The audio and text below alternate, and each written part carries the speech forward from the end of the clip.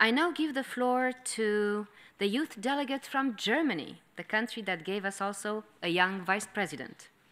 You have the floor, young man. Yes. Thank you, Madam Chair. As you just mentioned, the German youth delegates are going to deliver a statement on their own behalf. I would like to say that at advance. Thank you. Distinguished Chair, honourable delegates, dear fellow youth delegates. Today we are addressing you, addressing the Commission for Social Development, as two German youth delegates.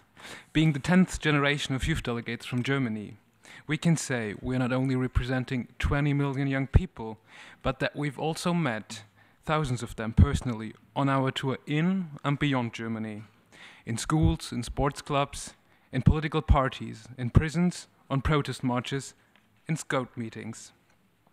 We are addressing a commission that has been working on the implementation of the Copenhagen Declaration since 1996, a declaration that demands, among other things, the eradication of poverty, full unemployment, social integration, and an end to discrimination on the basis of ethnicity, religion, or gender. These are agreed upon goals, common terms. Hence, today we will not urge for any other goals than the Copenhagen ones. But we are urging for the need of action, implementation, and evaluation. We need to be aware about why we are actually gathering and why social development should be at the center of all endeavors for peace and therefore at the center of all our work. Peace, honorable delegates, in its very heart requires social justice and equality of opportunity. We should understand peace not as the absence of war, but as an attitude towards life, a state of mind. Institutions in this context may prevent war, but they may not build peace as long as they do not set a social framework that enables everyone to reflect his or herself within a commonly shared environment. Ending discrimination requires the recognition of diversity, the ability to assess and question one's own norms and standards is essential for every individual and society in order to persistently guarantee non-discrimination. In this manner, young people in Germany think that it should be every peace-desiring government's and society's duty to preach social and cultural pluralism and to reach inclusiveness in the sense that everyone is needed and that there is space for everyone willing or wanting to join in.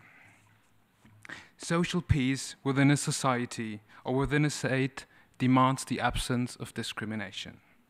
Nevertheless, these days we, not only as young people, but equally as citizens of a European country, find ourselves confronted with the soaring phenomena of anti-Semitism and Islamophobia. Thus we want to emphasize, as long as a person feels compelled to justify his or her beliefs, no matter if Jewish, Christian, Muslim, or atheist, we sustain discrimination, and as a consequence, prevent social development. So we, on behalf of 20 million young people living in Germany, appeal to everyone to overcome the fear of the otherness.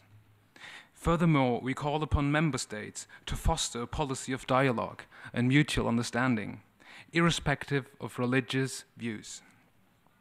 All in all, honorable delegates, pluralistic societies are a necessity in order to achieve social sustainability, and peace as a consequence of it.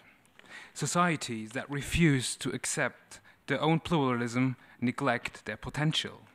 We should not forget a society which consists of many different thinkers has a lot of different solutions to offer.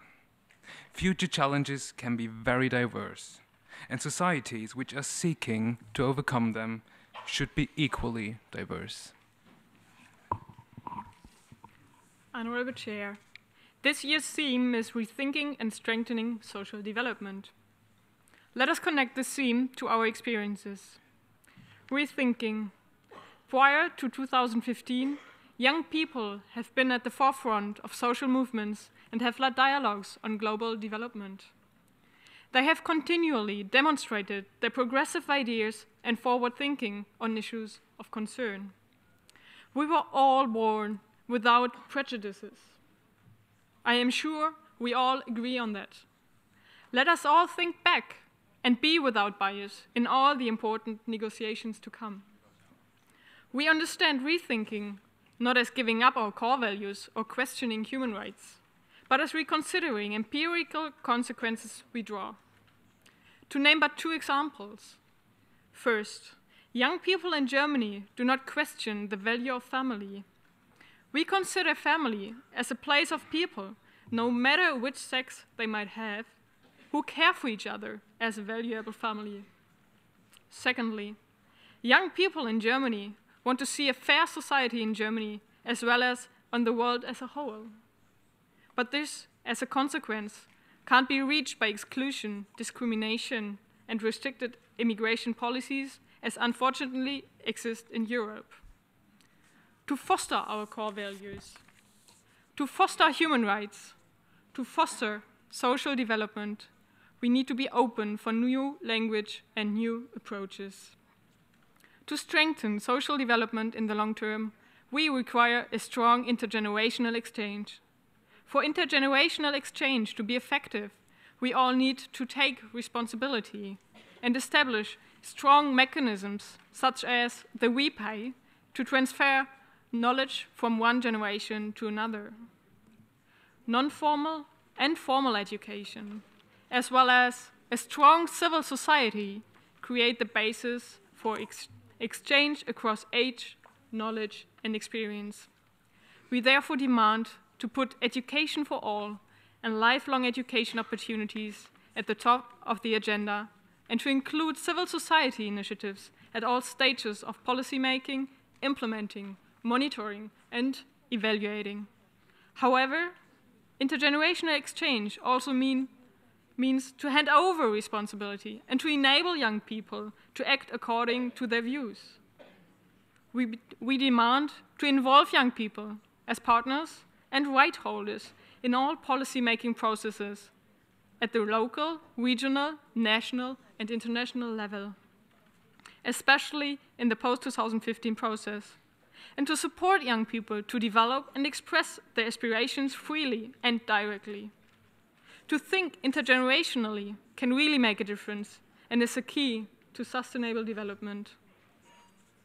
Distinguished Chair, honorable delegates, how can we rethink and strengthen social development before evaluating the implementation of agreed international programs of action? We call upon all member states to consider the Secretary General's indicators for the evaluation of the World Programme of Action for Youth, to draw the lessons learned and step forward. We have already agreed upon steps to be taken. All we have to do is connect what we have, the World Programme of Action for Youth, to what is in process now, the post-2015 policy framework. It's a symbiosis.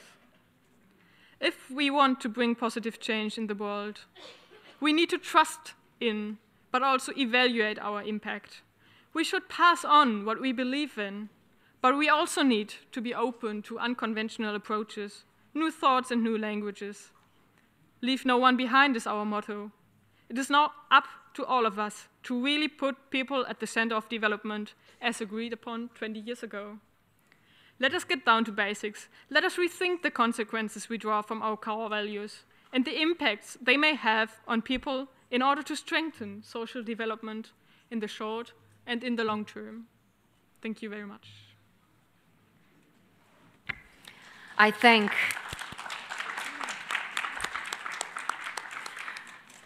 there are no words